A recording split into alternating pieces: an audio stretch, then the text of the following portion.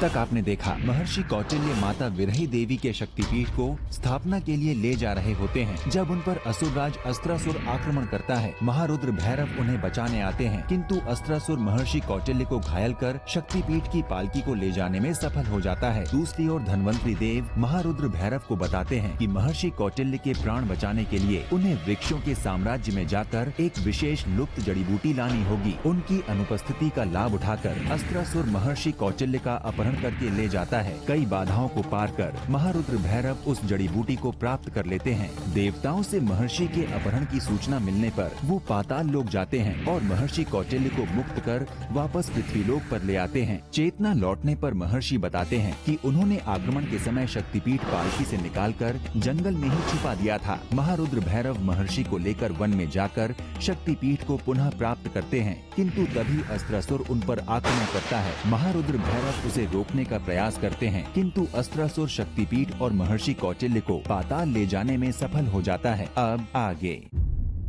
यदि समय रहते हम लोगों ने महर्षि और शक्तिपीठ को पुनः प्राप्त नहीं किया तो बहुत बड़ा अनर्थ हो जाएगा। अनर्थ तो हो चुका है देवेंद्र। पाताल लोक असुरों का गढ़ है। वहां कूच कर उन्हें पराजित करना असंभव प्रतीत होता है।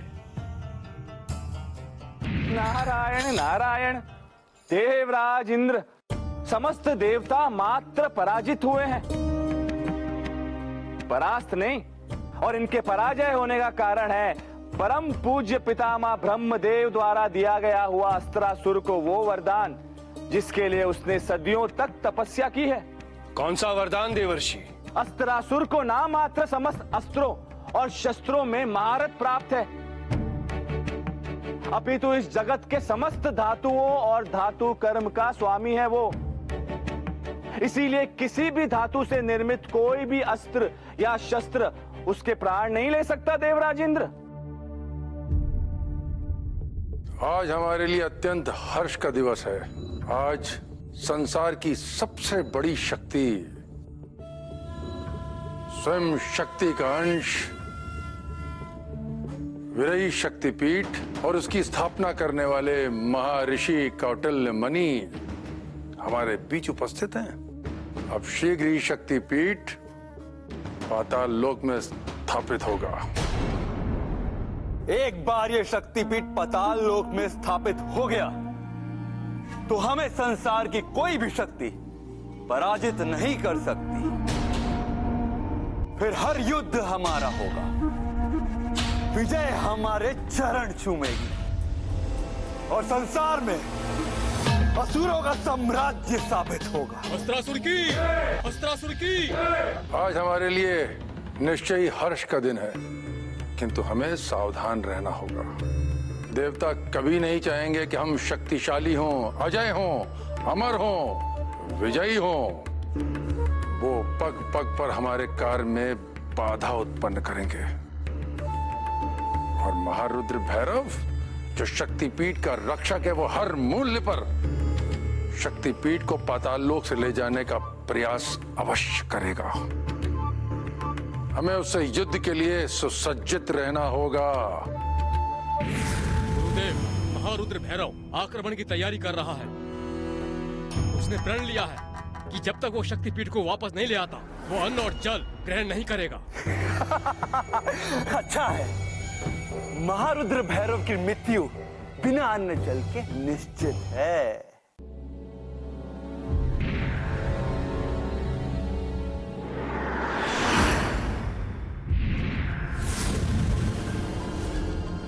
गुरुदेव, महारुद्र भैरव पाताल लोक में प्रवेश कर चुका है।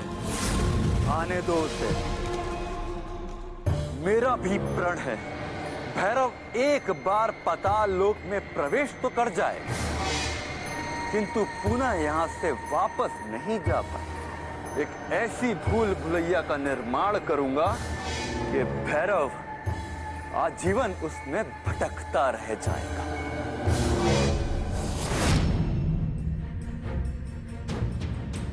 ये सब तो एक समान दिखाई पड़ रहा है, फिर भी किसी एक मार्ग को चुनना होगा।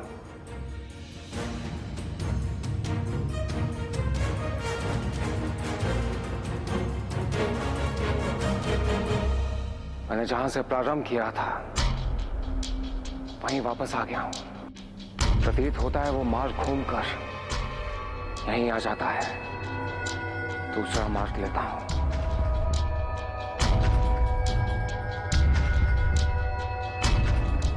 तो ये भूल भुलैया है।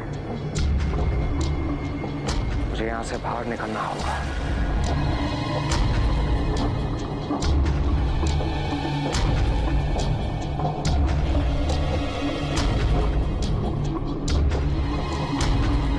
यह अवश्य ही अस्त्रासुर की माया है।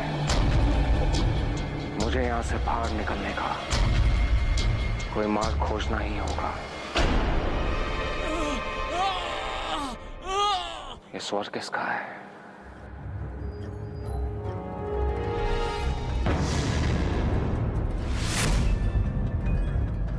ये तो कोई माया भी लगती है, परंतु ये है कौन? कहीं मैं किसी और संकट में ना फंस जाऊं। मेरे पास आओ, डरो मत। एक बिना सिर की औरत तुम्हारा क्या बिगाड़ सकती है? तुम साधारण नहीं हो। बिना सर के कोई जीवित कैसे रह सकता है? तुम ठीक कहते हो, किंतु मेरा सिर तो है, बस कटा हुआ है। बहुत समय पहले एक असुर ने मेरा सिर काट दिया था। तब से मैं इस भूल भुलैया में फंस गई हूँ, किंतु मैं तुम्हारी सहायता कर सकती हूँ। जब तुम स्वयं भूल भुलैया में फंसी हुई हो तो तुम मेरी सहायता क्या कर सकती हो? मैं इस भूल भुलैया के मार्ग से भली भांति परिचित हूँ।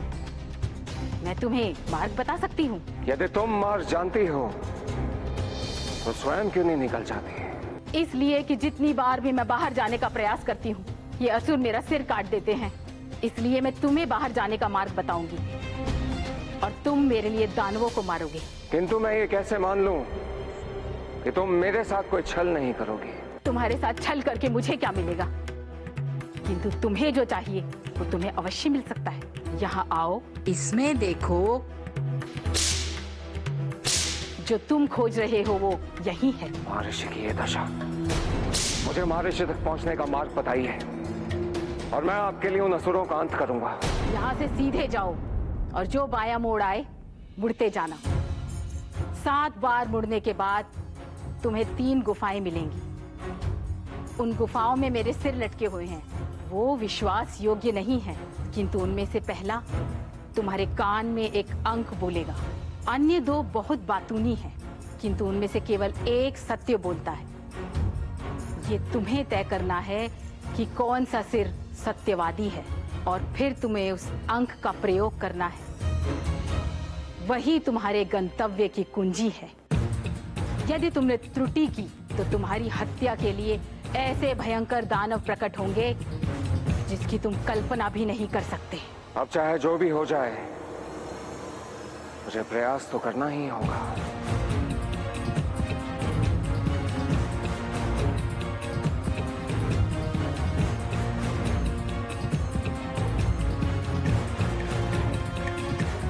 तो ये हैं वो 3 गुफाएं।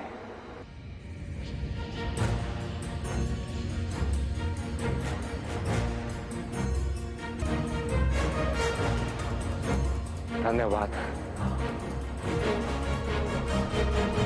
आइए, आपका स्वागत है। हमारी गुफा में आइए। यहाँ आपको स्वर्ग की भांति सुविधाएं प्राप्त होंगी। स्वर्ग यदि देखना है तो आइए। ये गुफा स्वर्ग का द्वार है, सीधे वहाँ पहुँचाती है जहाँ आप जाना चाहते हैं। अच्छा भला जीवित प्राणी स्वर्ग क्यों जाना चाहेगा? क्या तुम उसे मृत्यु के लिए आमंत्रित कर रही हो? हाय दैया, अतिथि को कोई मृत्यु के लिए आमंत्रित करता है? मैं तो इन्हें विश्राम और विलास के लिए आमंत्रित कर रही हूँ। ओम वीराई देवी नमः। यहाँ से वो स्वर आ रहा है। मुझे इसी गुफा में जाना चाहिए।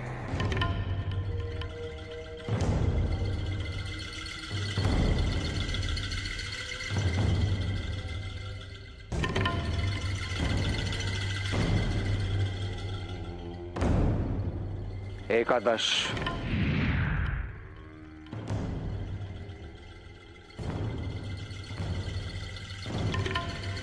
ओम वीराई देवी नमः। ये तो महर्षि की चित्कार है।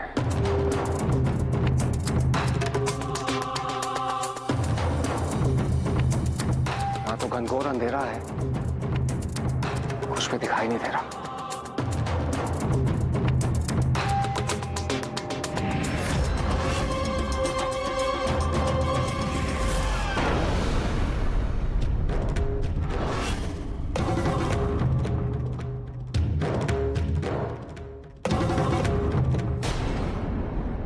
महर्षि, महर्षि आप चिंता मत कीजिए, आप शीघ्र ही स्वस्थ हो जाएंगे।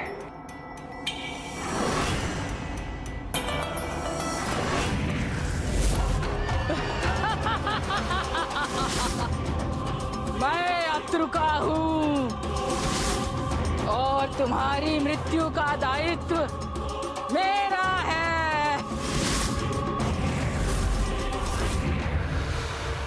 मैं स्त्री पर प्रहार नहीं कर सकता, परंतु मुझे इसके प्रहार से बचना होगा।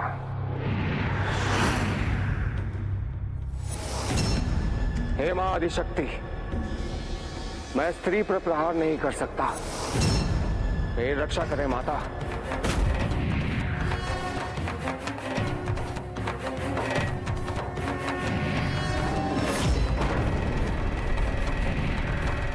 धन्यवाद माता, आपने मेरी रक्षा करके मेरा मार्ग प्रशस्त किया है। अब मैं अपना कर्तव्य पूर्ण कर पाऊंगा। भैरव, इसका अंत तो होना ही था। इसे अपने पूर्व जन्म में श्राप मिला था कि जब भी ये आदि शक्ति के किसी भक्त पर प्रहार करेगी तो इसकी मृत्यु भी आदि शक्ति के हाथों ही होगी। किंतु माता, अभी मुझे और बाधाएं पार करनी होंगी। मुझे शक्तिपीठ और महर्षि कौटिल्य मुनि को यहाँ से पृथ्वी लोक तक लेकर जाना है। मैं जानती हूँ भैरव कि तुम अपना कर्तव्य तत्परता से निभाओगे, किंतु अस्त्रासुर से निपटने के लिए तुम्हें अत्यंत ही सतर्क और सक्षम होना होगा।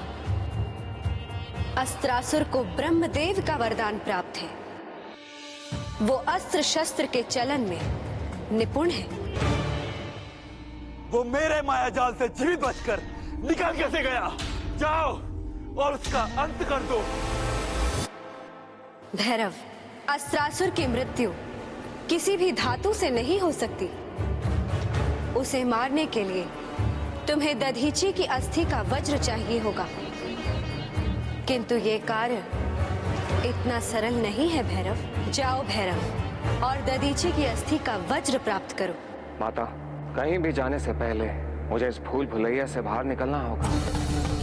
कृपया करके मेरी सहायता कीजिए। महारुद्र भैरव मेरे द्वारा रचित व्यूह को तोड़कर नहीं जा सकता।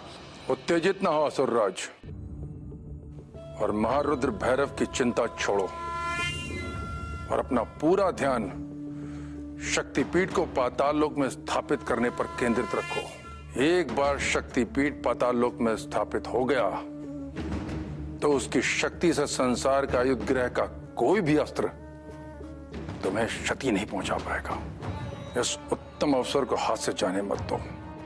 और रही बात महारुद्र भैरव की, तो कागासुर छाया की भांति उसके क्षण क्षण की सूचना हमें देता रहेगा। समस्त देवताओं को मेरा नमन। आदिशक्ति महेश्वरी के कहे अनुसार यदि हमें शक्तिपीठ की रक्षा करनी है और असुर अस्त्रासुर का वध करना है तो हमें ऋषि दधीची का वज्र प्राप्त करना होगा। देवराज, क्या आपको ऋषि दधीची के इस वज्र के बारे में कुछ पता है? युगों पुरानी बात है। देव और असुरों के बीच भीषण महासंग्राम युद्ध हो रहा था। नागों का राजा वित्र असुरों का महानायक था और उन्होंने समस्त पृथ्वी पर त्राही त्राही मचा रखी थी। देवों के लिए वो महासंग्राम युद्ध जीतना संभव नहीं होता यदि ऋषि दधीची ने देवों पर उपकार नहीं किया होता। विषदार वित्र का अंत करने हेतु ऋषि दधीची ने अपने जीवन की आहुति दे दी। उनके अस्थियों से निर्मित वज्र में वो तेजस था जो वित्र और असुरों का संहार कर सकता था। ऋषि दधीची के अस्थियों से बने उस वज्र ने उस महासंग्राम युद्ध की पूरी भूमिका ही बदल दी।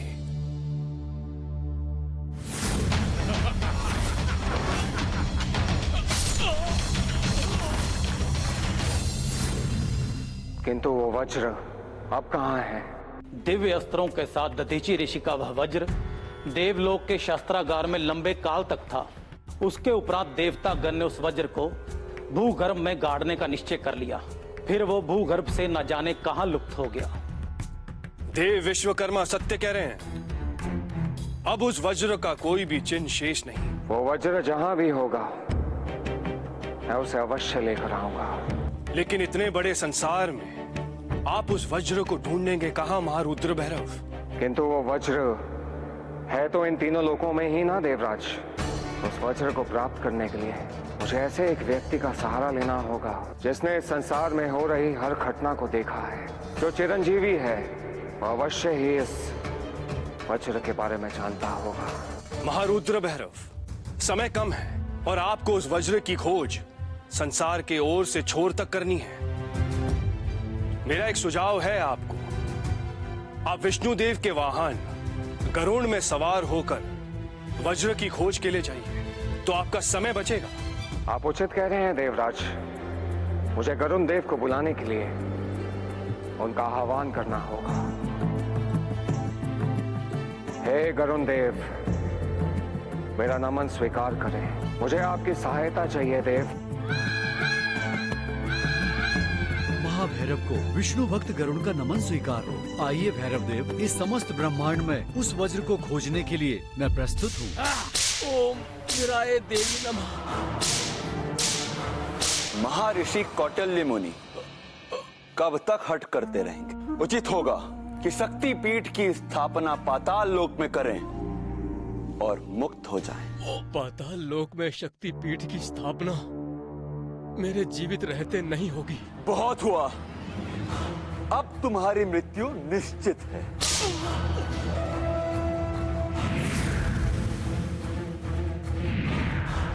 तो तैयार हो जा।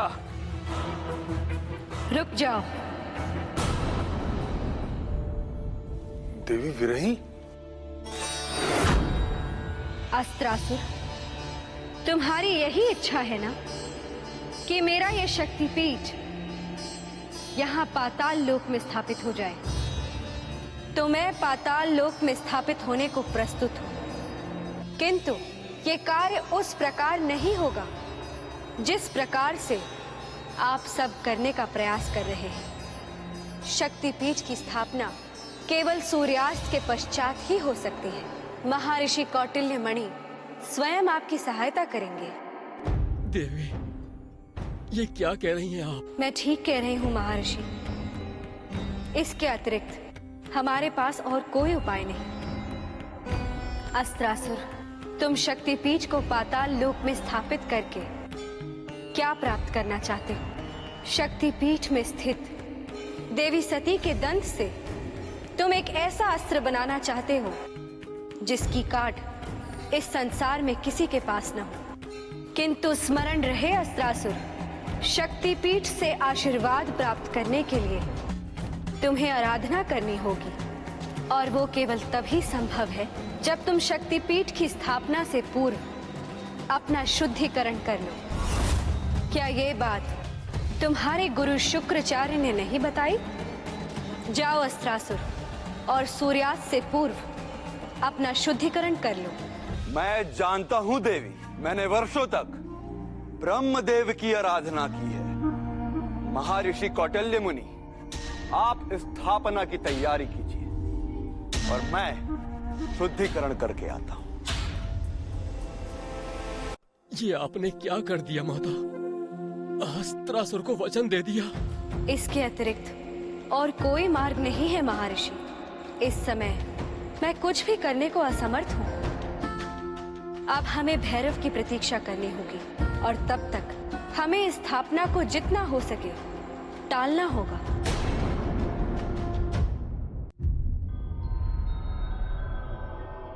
संभवतः अश्वत्थामा इसी गुफा में होगा। मुझे देखना होगा। अश्वत्थामा, वहीं ठहर जाओ, मेरे पास मत आना। अश्वत्थामा, मुझे तुम्हारी सहायता की आवश्यकता है। किंतु मैं किसी से मिलना नहीं चाहता, मुझे अकेला छोड़ दो अपने अभिशाप के साथ। नहीं अश्वत्थामा, तुम्हारा जीवन आज संसार की रक्षा के लिए वरदान सिद्ध हो सकता है।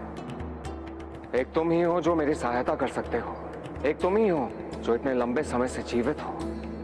केवल तुम ही मुझे बता सकते हो कि दधीची का वज्र कहां प्राप्त होगा।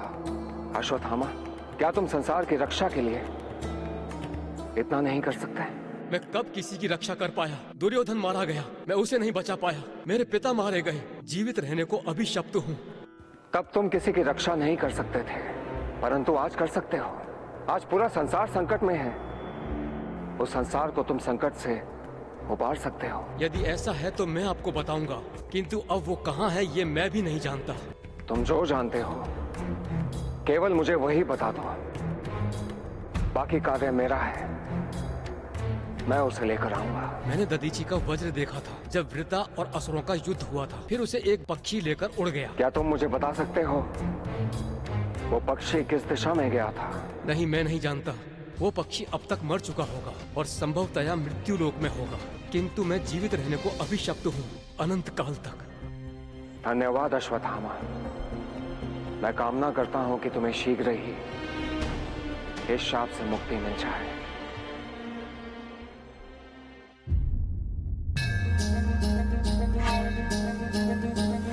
आओ अस्त्रासुर, अब तुम शुद्धिकरण के लिए तैयार हो।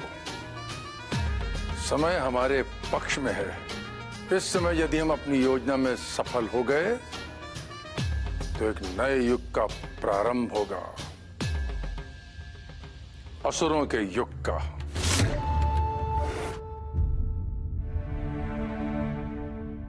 सूर्य अस्त होने जा रहा है देवर्षि, अब क्या होगा? ये तो समय बताएगा देवराज इंद्र, और समय असुरों के पक्ष में है।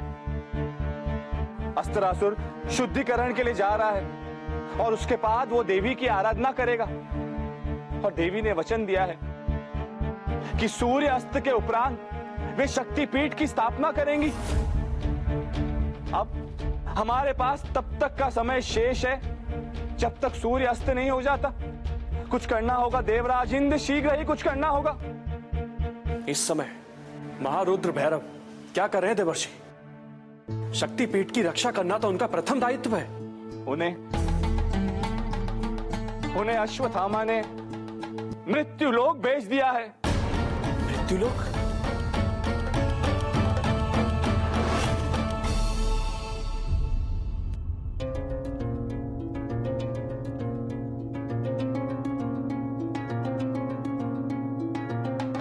चलो गरुड़, हमें यमराज से मिलना है। उसके लिए तो हमें यमुना के ऊपर उड़ना होगा। ठीक है गरुड़, मैं तुम्हारा संकेत समझ गया। चलो।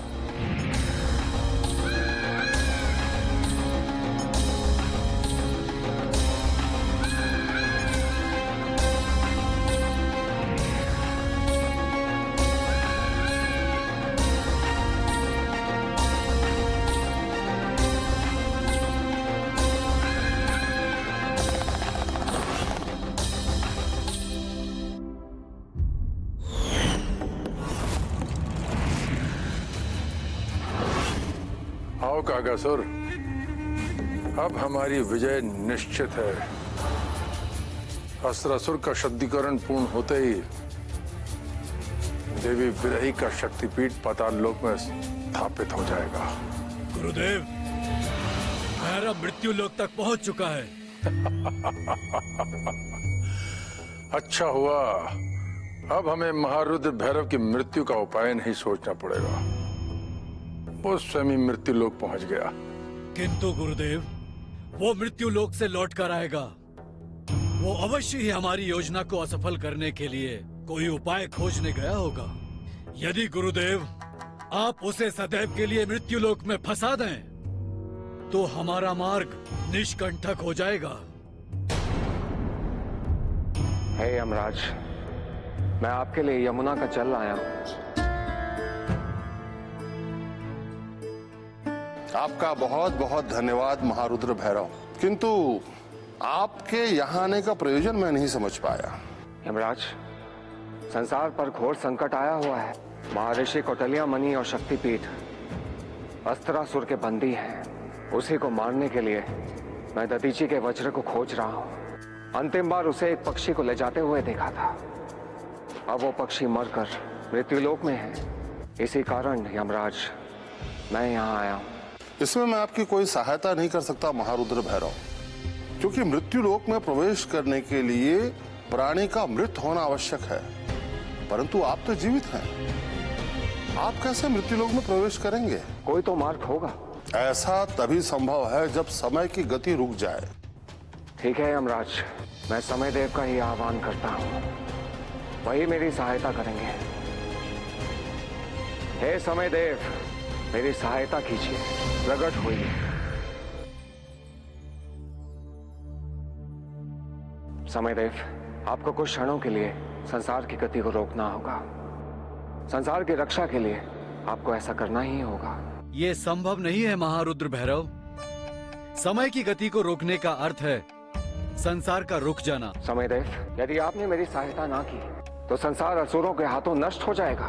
ठीक है महारुद्र भैरव, मैं आपके लिए समय की गति को रोकूंगा, किंतु केवल आधे चक्र के लिए। आपको आधा चक्र पूर्ण होने के पूर्व आपको अपना कार्य पूर्ण करना होगा। यदि ऐसा नहीं हुआ तो आप सदा के लिए मृत्युलोक में रह जाएंगे।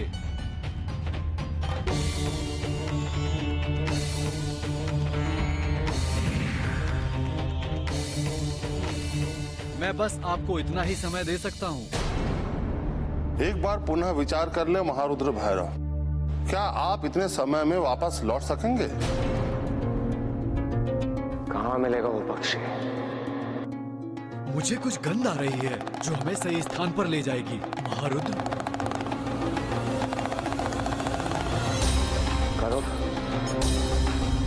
इतने सारे पक्षियों में हम उस पक्षी को कैसे पहचानेंगे?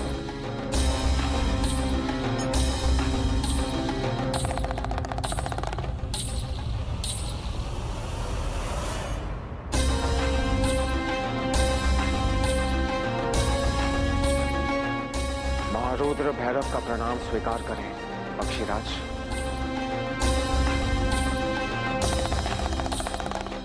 इस पक्षी ने दधीचि के वज्र का प्रयोग अपना घोंसला बनाने में किया था। वो घोंसला कहाँ है? वो घोंसला काला पत्थर पर्वत पर था महारुद्र।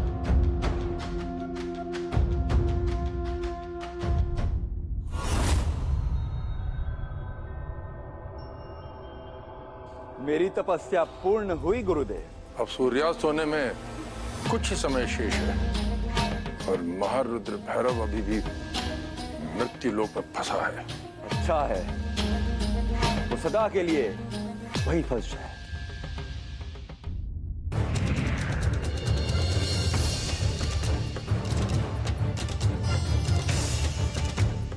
असुरो, तुम मरकर भी असुर ही रहे।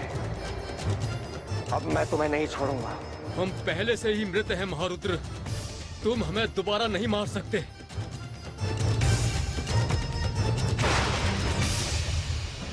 समय बहुत तीव्र गति से निकलता जा रहा है समय देव। पता नहीं महारुद्र भैरव और गरुड़ वापस लौट पाएंगे कि नहीं।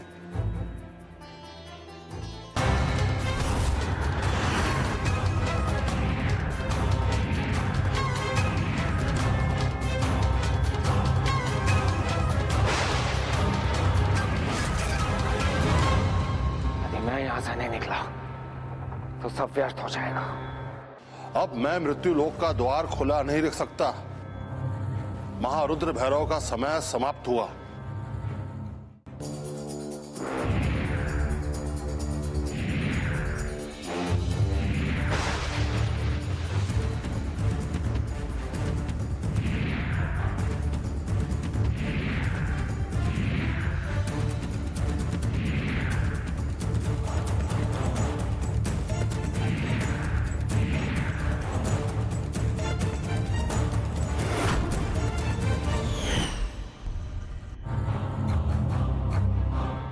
देवी के निर्देशानुसार मेरा शुद्धिकरण संपन्न हुआ महर्षि। अब आपकी बारी है। स्थापना की क्रिया प्रारंभ। देवी के आदेशानुसार शक्तिपीठ की स्थापना सूर्यास्त के बाद ही हो सकती है, और सूर्य अभी अस्त नहीं हुआ अस्त्रासुर। सूर्य भी अस्त हो जाएगा महर्षि। अब कुछ ही समय शेष है। आप अपना कार्य प्रारंभ कीजिए और मैं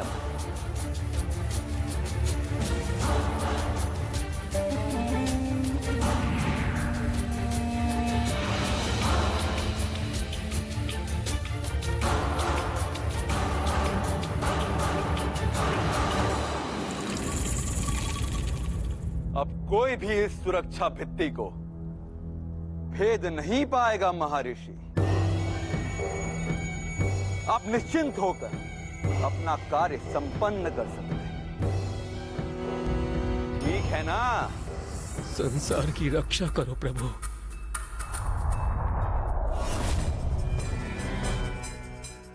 गरुड़, हो रहा काला पर्वत।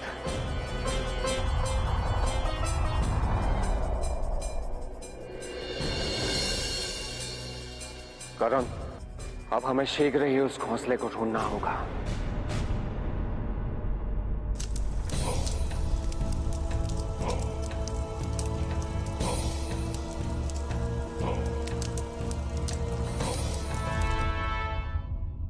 मैं आपको सुन पा रहा हूं महर्षि। कहिए क्या आदेश है? इंद्रदेव, अस्त्रासुर का शुद्धिकरण हो चुका है।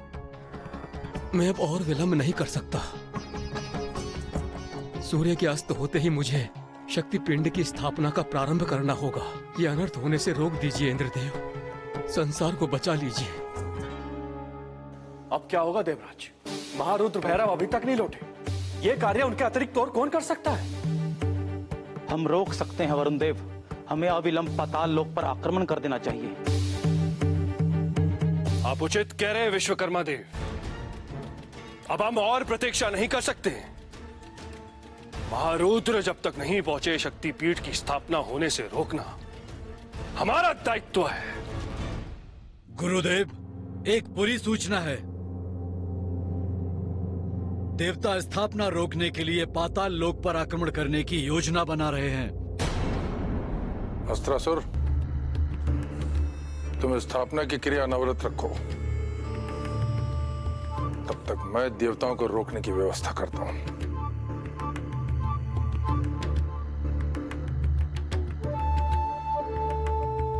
कलिंगा, प्रकट हो। कलिंगा, जाओ। तुम्हारा घोर शत्रु महारुद्र भैरव जहां भी हो, समाप्त कर दो।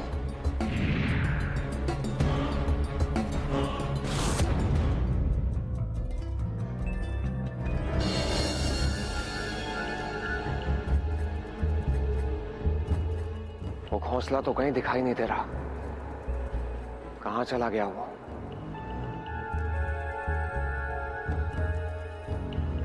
सूर्यास्त होने वाला है। मुझे शीघ्र ही उसे ढूंढना होगा।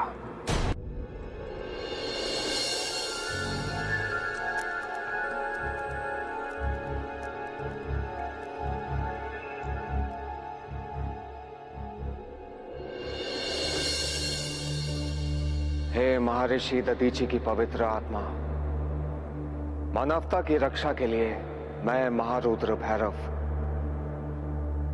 आपसे सहायता की प्रार्थना करता हूं।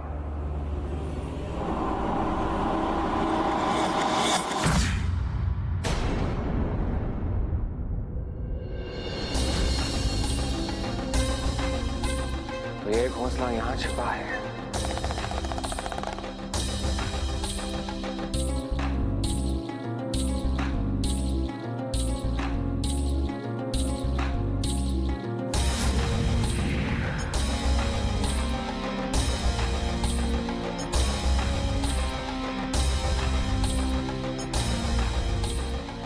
और ये है महर्षि दधीचि का वज्र।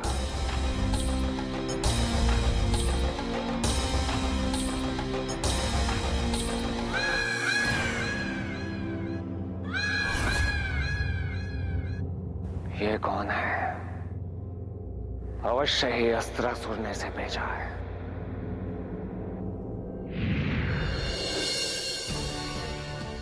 देवराज इंद्र, अस्त्रासुर जानता है कि वो कितना महत्वपूर्ण कार्य कर रहा है। पाताल लोक में प्रवेश करना कोई सरल कार्य नहीं है। हमें सावधान रहना होगा देवराज। आप उचित कह रहे हैं गुरुदेव।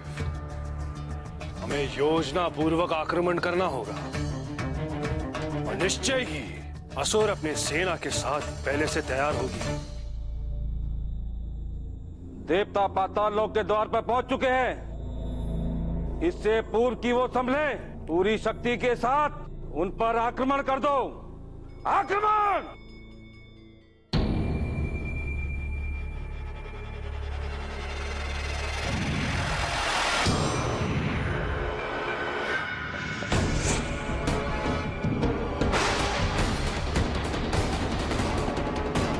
अग्निदेव,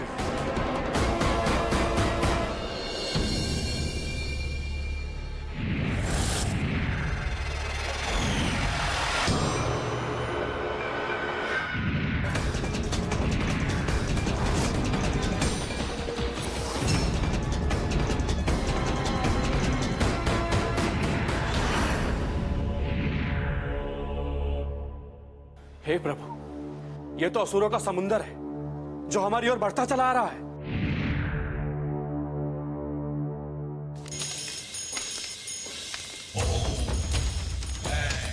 ये देवताओं का अंतिम युद्ध सिद्ध होगा।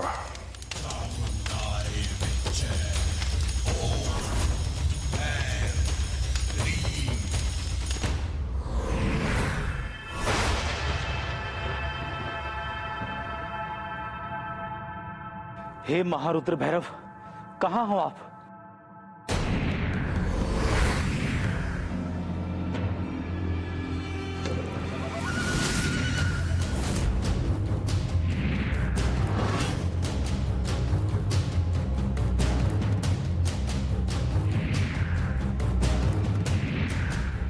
रुक जाओ!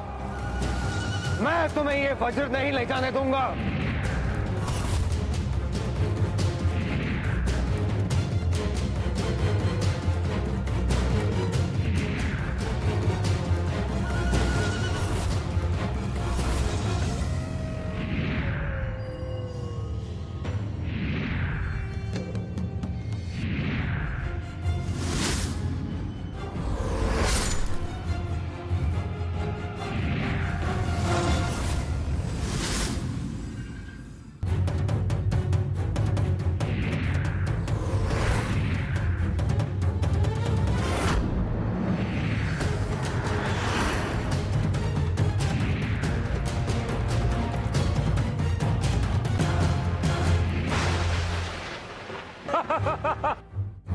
अब कोई चमत्कार ही हमारी रक्षा कर सकता है।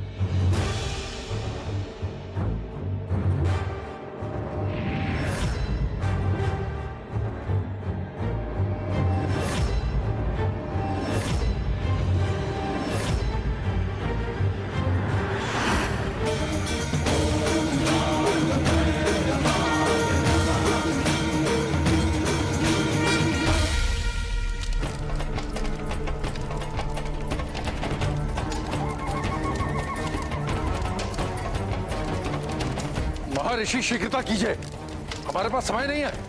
अस्त्रासुर, शीघ्र अभिषेक करो और क्रिया की स्थापना संपन्न करो।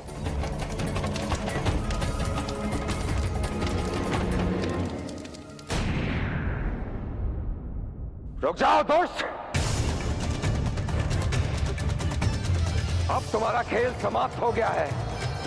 अब तुम्हें कोई नहीं बचा सकता। महारुद्र भैरव तुम्हें ललकारता है। नहीं अस्त्रासुर, तो स्थापना पूर्ण करो पहले, इसकी बातों में मत आना। मेरे ही साम्राज्य में आकर मुझे ही ललकार रहे हो महारुद्र। प्रतीत होता है कि तुम अपना मानसिक संतुलन खो चुके हो।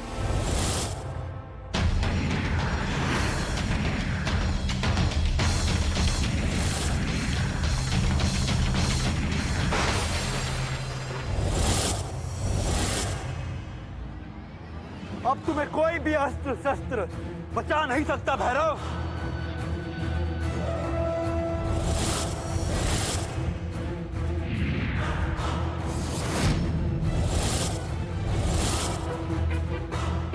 अगर तुमने अपना अस्त्र मुझे नहीं दिया तो मैं महर्षि की हत्या कर दूंगा। सोच लो तुम्हें अब क्या करना है।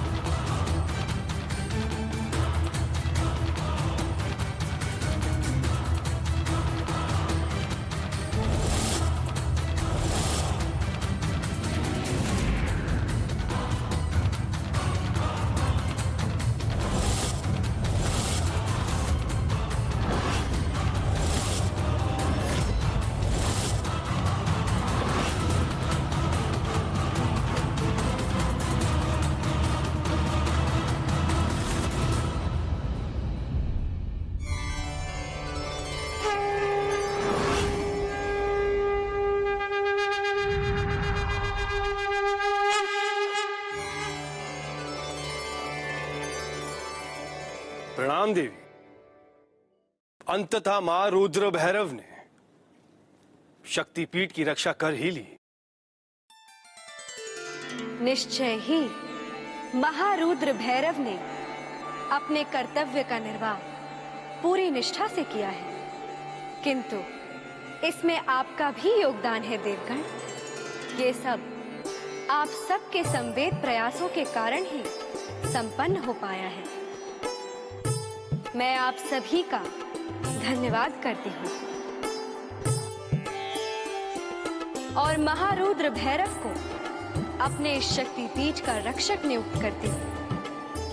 आज से सदा के लिए मेरे शक्तिपीठ के रक्षक के रूप में महारुद्र भैरव यहाँ उपस्थित रहेंगे।